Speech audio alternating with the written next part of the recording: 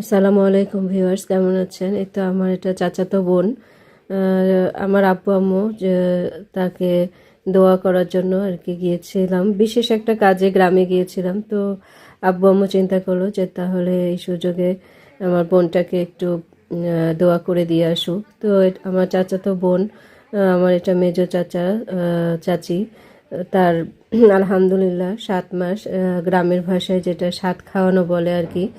তো আব্বু আম্মু একটা অন্য কাজে গ্রামে গিয়েছিল, তো সেই মোতাবেক আগে প্রিপারেশন ছিল।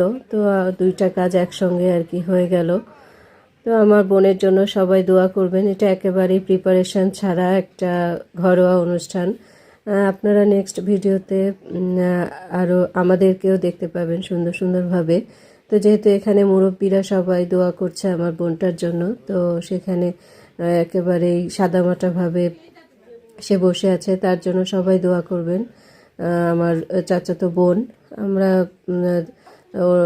বোনের বোনে খুব ভালো আমাদের আর কি বন্ডিং ছোটোবেলা থেকেই। ওরা আছে বলে আসলে আমার দাদা দাদি না থাকলেও সেখানে যেতে ভালো লাগে।